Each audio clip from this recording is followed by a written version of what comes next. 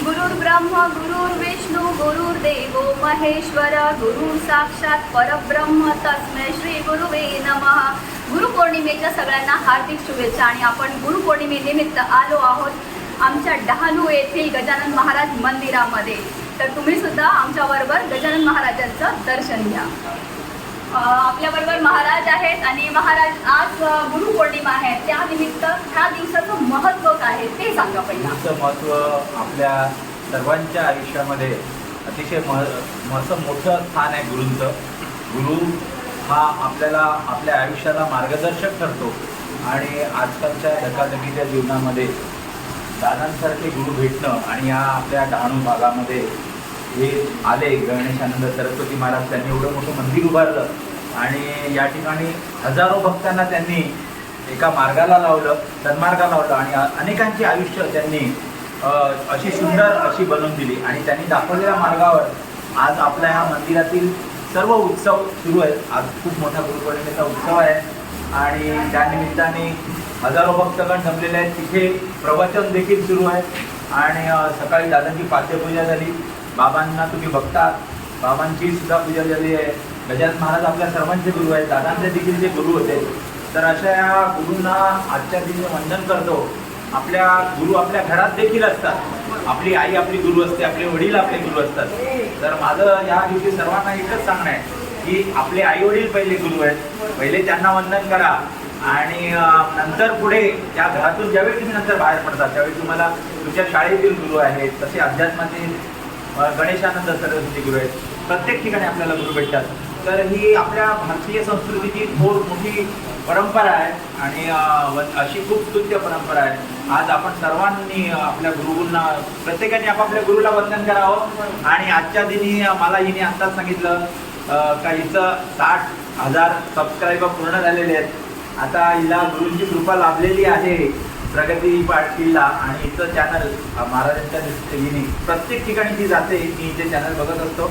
सगळे धार्मिक स्थळं, सगळी मंदिरं ती कव्हर करते आणि या सर्व देवदेवतांचे आशीर्वाद घेते. त्यामुळे तुला हे यश लाभलेलं आहे आणि गुरूंचा आशीर्वाद तुझ्या पाठीशी असाच राहो आणि गुरूंची कृपा सर्वांवरती राहो. सर्वांना गुरूंची सुखी ठेवावं. महाराजांचे, गजानन महाराजचे, गणेशानंद सरस्वती महाराजांचे आशीर्वाद सर्वांना लाभावेत आणि सर्वांनी आजच्या दिनी त्यांच्या चरणी नमरावं. एक आपण शेवटचा गजल करूया. समर्थ सद्गुरु श्री गजानन महाराज की जय, गणेशानंद सरस्वती महाराज की जय. जय गजानन.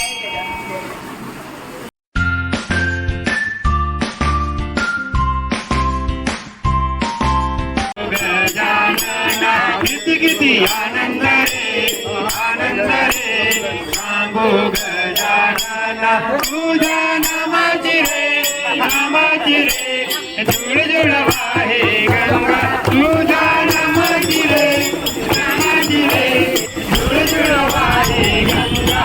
किती आनंद रे, आनंद रे, सांगो गजानन. किती आनंद रे, आनंद रे, सांगो गजानन तुझ्या नामाची रे, हे जुळ जुळ वाहे गंगा तुझ्या नामाची रे, नामाची रे, जुळ जुळ वाहे गंगा. किती आनंद रे, आनंद रे, सांगो गजानन. किती आनंद रे, आनंद रे, सांगो गजानन तुझ्या नामाची रे, नामाची रे, जुळ जुळ वाहे गंगा तुझ्या नामाची रे, नामाची रे, जुळ जुळ वाहे गंगा. किती आनंद रे, आनंद रे, सांगो गजानन. भाग्य पण लाभलं रे.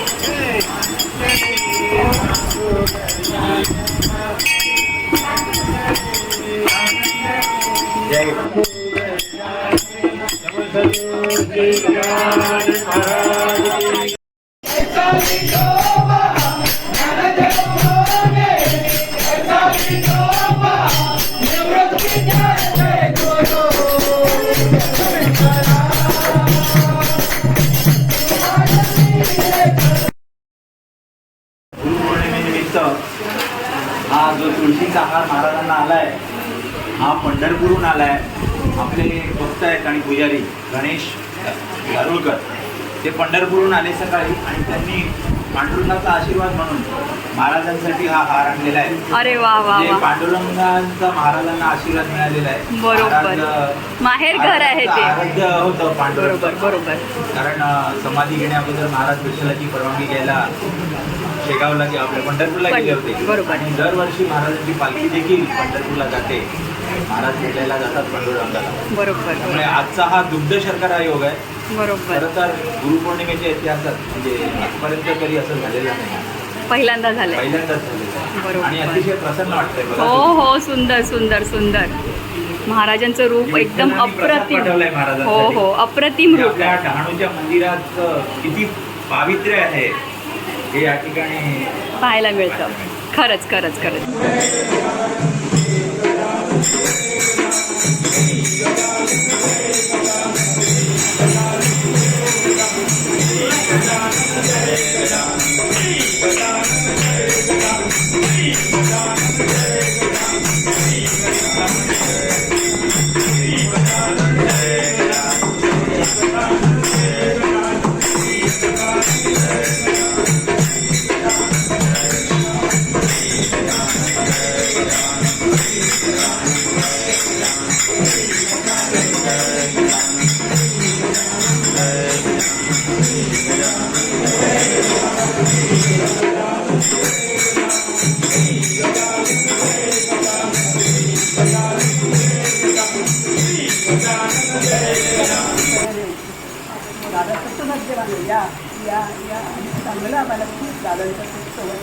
आम्ही पण भाग्यवान तुमच्याकडं तुमचे सहवास आम्हाला लाभले पाहिजे.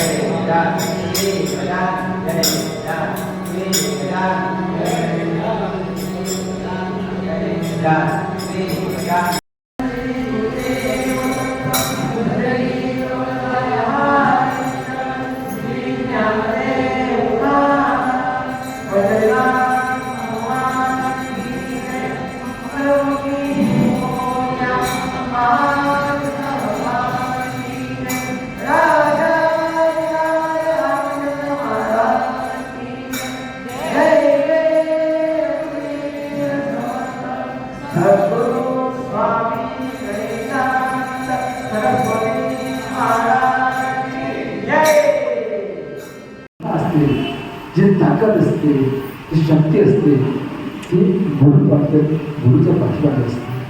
गुरुची आपल्याला कृपा असते कोण असते असं म्हटलेलं आहे. आपण जेव्हा मला आता तू जे डोळ्याचं होते मला आठवलं की ब्रह्माला बोलतं ते सुमने तरी केले हरिपाठी गेले ते निवांत चिठ्ठी. तसं आता पण बघितलं ना तर निवांतपणा निर्माण झाला होता वातावरणामध्ये. खास निवांत मागे गेलो म्हणून हा क्षण टिकला पाहिजे सुद्धा टिकून देत होती घरामध्ये. की अगदी हृदयाचे घाट करून काय येतं तर त्या बोलणाऱ्या व्यक्तीमध्ये आचरणाचे अधिष्ठान असताना सचोटी असली त्या शब्दामध्ये ते मग ते अपील होतं आणि हे अपील झालं पाहिजे. साधक जेव्हा बोलतो तेव्हा त्याचं आचरण त्याच्या मुखातून प्रतिबिंबित होत असतं, प्रभावित होत असतं आणि खूप छान असं प्रवर्तन केलं, अगदी अपील झालेलं आहे. तो निवांतपणा येण्यासाठी आपण प्रयत्नाची पराकाष्ठा करू, साधना करूया, पुरुषार्थ करूया. त्यासाठी दादाने ही मंडळाची स्थापना केलेली आहे आणि तुम्ही सांगितलं तर आम्ही गृहीत ठेवलेले आहे की 11 बाप आहेत. आमचे बापाचे बाप तिकडे बसलेले आहेत, ते तुमच्या बाबतीत होतं, आम्ही नाही. आणि फक्त सेवक आहोत या ठिकाणी, फक्त व्यावहारिक प्रमाण राष्ट्रीय आहोत या ठिकाणी. पण खरे आमचे अध्यक्ष संस्थापक दादा महाराज आहेत, बाबा आहेत, त्यांच्या प्रमाणे सर्व कार्यक्रम सुरू आहे. तुम्ही सर्वांनी कार्यक्रमामध्ये भाग घेतला. आता वेळ झालेली आहे, सकाळपासून तुम्ही म्हणाले सकाळी पहाटे 3 वाजता भक्त उठून आलेले आहेत आणि आतापर्यंत कार्यक्रम आहे. खूप छान असं वातावरण निर्माण झालेलं आहे. आम्ही प्रसादाच्या हातात घ्यायचं आहे. त्या संदर्भामध्ये दादांची जन्मशताब्दी येते 2027. म्हटलं की असं आव्हान आहे की आपले अनुभव जे असेल इथे आल्यानंतर करतो हे सगळे अनुभव आपण संकलित करणार आहोत. कारण दादांचं चरित्र लिहिलं गेलं पाहिजे. असं 10 वर्ष अनेक भक्तांकडनं हा विचार येतोय तेव्हा असं वाटतं की ते औचित्य साधून आपल्या सर्वांकडनं ते चरित्र लिहिलं जावं. त्यामुळे सगळ्यांचं सहकार्य अपेक्षित आहे. प्रत्येकाने आपले अनुभव या बाबतीमध्ये लिहावे. मंदिराच्या उपासने बाबतीत असतील ते कसेही असतील ते सगळे अनुभव आपण लिहायचे. खाली नाव लिहायचं. माहिती नाही त्या नावाचं किती उच्चारण होईल हे माहिती नाही, पण आपण प्रत्येकाने अनुभव लिहायचे आणि आपल्याकडे शक्य झालं माझ्याकडे सुदर्शन आहे, सुदर्शनकडे देव चला, त्याचं संकलन होईल आणि त्या संकलनातून चरित्र लिहिणारे सगळे असतील. कारण अनुभव महापुरुषांचे अनुभव ज्याने घेतलेले असतात ते लिहू शकतात आणि संतांचं चरित्र लिहायला संत व्हावं लागतं. त्यामुळे इथे तेवढं संकल्प, त्यामुळे आपण सगळे मिळून त्यांचं संकलन करून लिहिणार आहोत. 2027ला 53 दिवसाचा कार्यक्रम करायचा. त्यामुळे गणेश जयंतीपासून ते दादांची समाधी ज्या दिवशी झाली तिथपर्यंत 53 दिवसाचा कालावधी आहे. 5 यज्ञ करायचे आहेत. खर्च मोठा आहे आणि भक्तांच्याच खर्चातून हा उत्सव महोत्सव करायचा आहे. त्यामुळे आपल्या सर्वांचं आर्थिकही सहकार्य लागणार आहे. शक्य होईल तितकं करा. अट्टाहास आग्रह मुळीच नाही, पण अनुभव मात्र अट्टाहासाने द्या. जय. आता प्रत्येकजण दर्शनाची रांग घेऊन दर्शन घेऊ.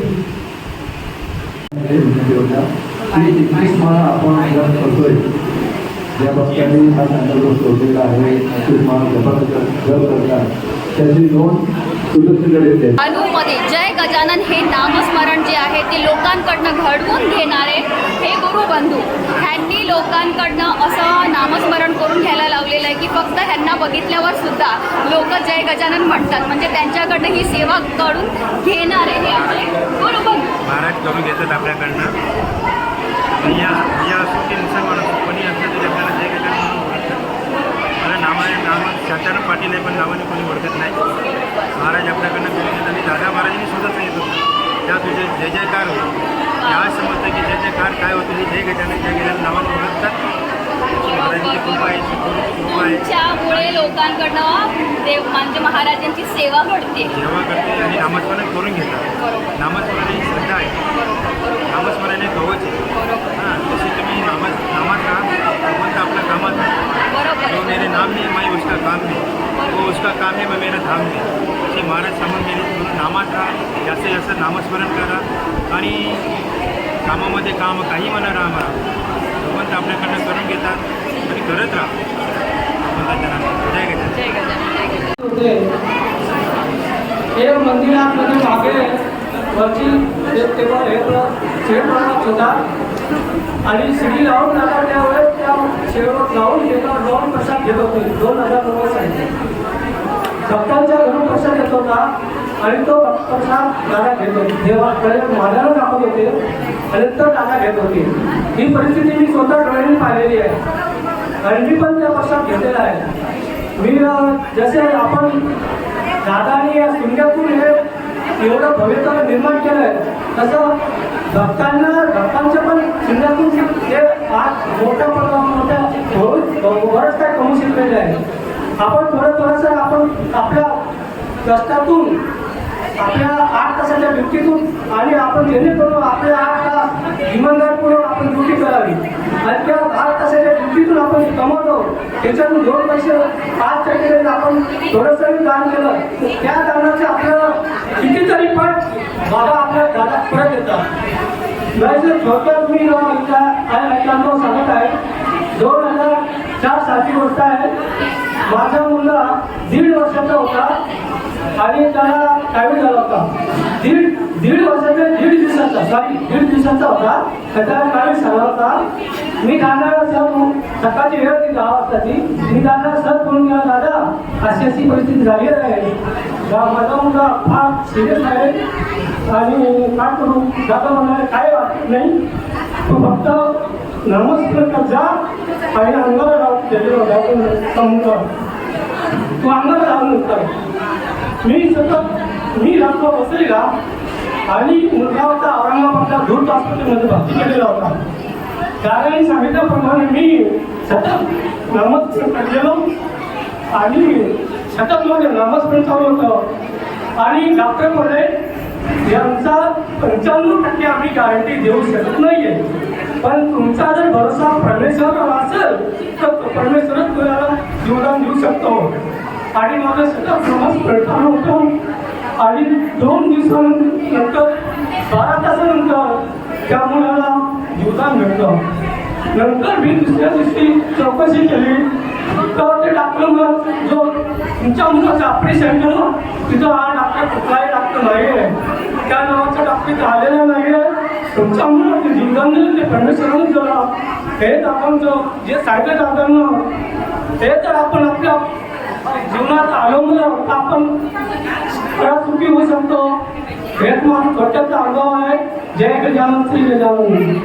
शिक्षक विजयकर यांनी आपला चांगल्यापैकी अनुभव सांगितला की दादांच्या कृपाप्रसादाने त्यांनी फक्त एक अंगाला दिला आणि वारीतले पण एक आपले सहकारी आहेत.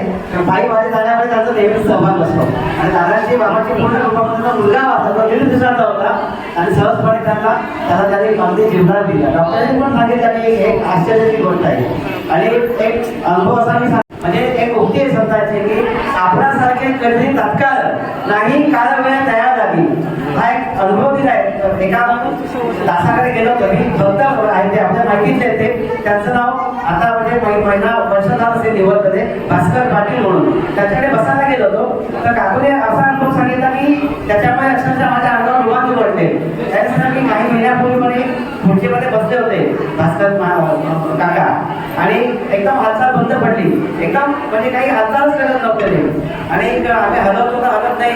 त्यांच्याबद्दल चहा ठेवला होता आणि मग नेहमी पण चहा घेतात ते हे पण घेतला नाही. आम्ही डॉक्टर बोललो, डॉक्टरला की सगळं चेक केलं, हे सगळं नॉर्मल आहे पण उठा तयार नाही.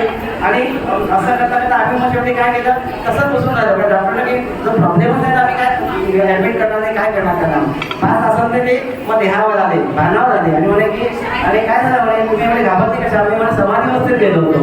म्हणजे बघा काय अनुभव दिला बाबांनी त्यांना की समाधी अवस्था ही आपल्या भक्ताला पण त्याने अनुभवात जाणवत दिली असते. असा एक सगळ्यांना अनुभव येत असतो. सर्व श्री गजानन महाराज की जय. स्वामी सरस्वती दादा महाराज की जय. मी BDO ऑफिसला त्यावेळी काम करत होतो. आता रिटायर होऊन जवळजवळ 17-18 वर्ष झालेली आहे आणि दुपारच्या वेळेला मी नेहमी दादांचा आणि माझा संपर्क व्हायचा. तर त्यांनी जेव्हा 2014 साली समाधी घेतली, त्या समाधीच्या नंतर जो 16 झाला तेव्हा मी माझे काही कथन हे केलं, मी त्यांच्याबद्दल लिहिलं होतं आणि जसंच्या तसं आज 10 वर्ष झाले. 10 वर्षानंतर तेच कथन आज मी करत आहे. तर ऐकून घ्या. जेव्हा करावे बहुपुण्य तेव्हा लाभती संत चरण, आम्हा डहाणूकरांचे थोर भाग्य म्हणून लाभले आम्हा श्री दादांचे चरण. आई वडिलांचे छत्र हरवलेल्या आजी मावशीने वाढवलेल्या मनोहरा रत्नागिरीच्या किल्ल्या गावान हिरवळीच्या आमराई का रमला नाहीस रे हे तू कोहिनूर हिरा.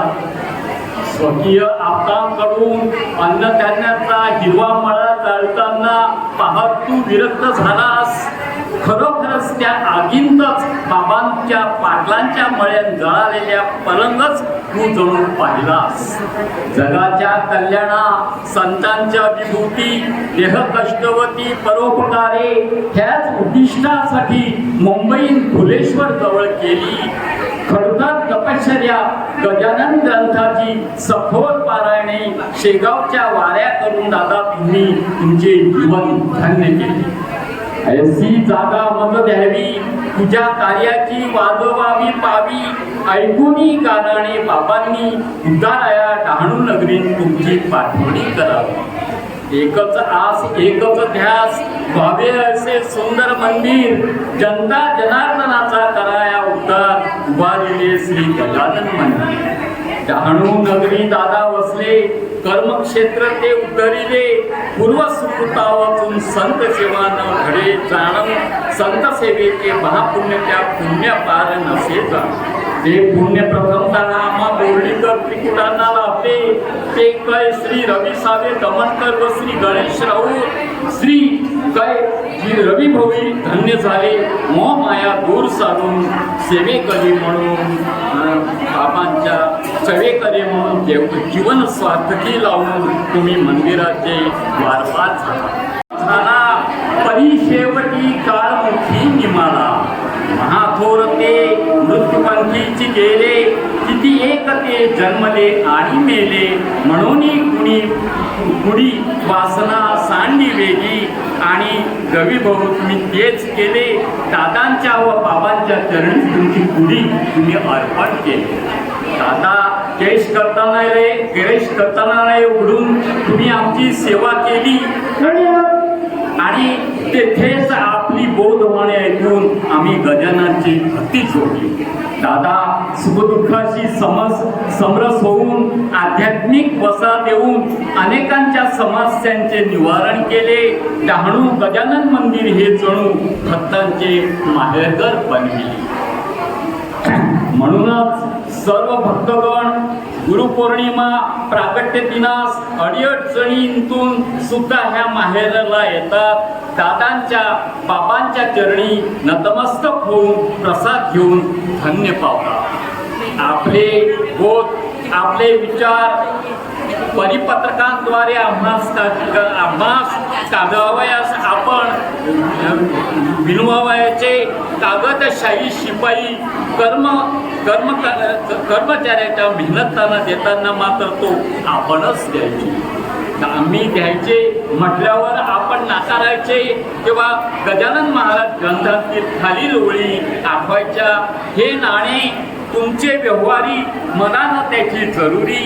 भावभक्ती नाण्यांवरील संतुष्ट मी राहत असते. स्वतःना माझ्याबरोबर माझी दुचाकी धन्य झाली. सतत 33 वर्षे वापरून सुद्धा ती तानाजीची जणू घोरपट उठली. छोटू, गिरीश, अजय, कृष्णा, ज्योत्स्ना ह्यांना आपण आपल्या गादीचे वारस बनविले. बाबांच्या कीर्तन पूजेकामी त्यांचेकडून भक्तीचे धडे गिरविले. दादा आपण आपल्या सहवासात अनेक सहकारी भक्त निखळताना पाहिले. पण जन्मेन कोणी मरेन कोणी हे जाणावया लागुनी परमार्थाचा उपाय जाणी हे त्यांच्या कुटुंबात आपण ठाणपणे गिरविले. माझ्या परमपूज्य दादा रंजल्या कांजलेंना गरजवंतांना तुम्ही मनोभावे आधार दिला आणि प्रसंगी आसरा सुद्धा. भेदाभेद हा तुमचा धर्मच नव्हे. देवघरात तेवणाऱ्या मृत्यू दिव्यासारखं तुमचं आयुष्य दुसऱ्यांसाठी क्षणोक्षणी जळत प्रकाशमान राहणारं खरं तर संविधाच होणं तुम्ही पत्कर. आज जरी तुम्ही समाधिस्थ झालात तरी तोच देह तोच बोध तोच नाक तोच आशीर्वाद आम्ही उपभोगतो. कोण म्हणतो तुम्ही गेला नाही, आमच्यातच आहात आणि आमच्यातच राहतील पिढीला मार्गदर्शन करण्यासाठी. धन्यवाद. जय गजानन श्री दादा महाराज की जय.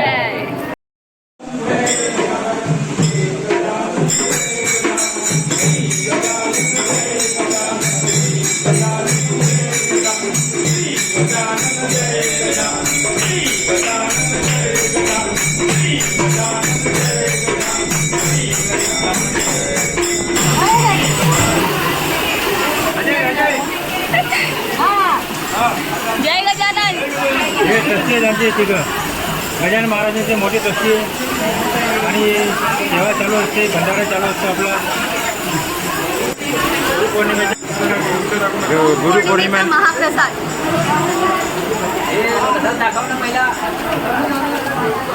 गजानन महाराज मंदिर डहाणू गुरुपौर्णिमेचा महाभंडारा सुरुवात आहे.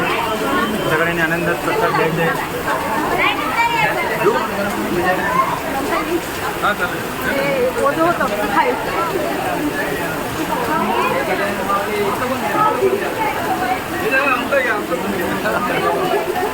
हे रेल्वेमध्ये रिटायर झाल्यापासून महाराजांची सोयमध्ये आहे. रेल्वेमध्ये होते 97 जवळजवळ 56 वर्ष. दादाने सांगितल्यापासून कंटिन्यू महाराजांच्या पॅरेलाइज झालेला. दादा महाराजांनी सांगितलं उपदेश दिल्यापासून दरवर्षी गुरुपौर्णिमेला प्रगट दिवशी साहेब येतात. रेल्वेमध्ये होते,